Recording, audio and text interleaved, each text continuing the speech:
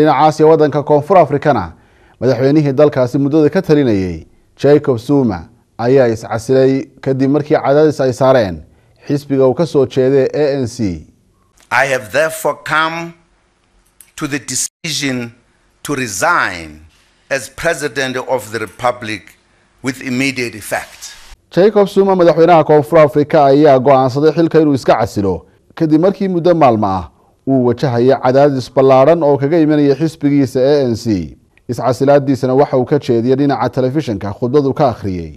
saraakiisha xisbiga ANC ayaa goorsii horeysay waxa madaxweyne Zuma ay ugu baaqeen inuu xilka baneeyo haddii kalena uu wajihi doono in baarlamaanku ay ka fadhiistaan oo xilka laga qaado. Mr. Zuma oo 75 jira ayaa waxaa saarnaa cadaadis ballaaran oo ah xilka inuu wareejiyo isla markaasina uu ku wareejiyo ku-xigeenkiisa Cyril Ramaphosa kaasoo hadda loo doortay inuu noqdo madaxweynaha cusub ee wadanka Koonfur Afrika maadaama uu yahay hogaamiyaha xisbiga ANC ee talada wadankaasi haya.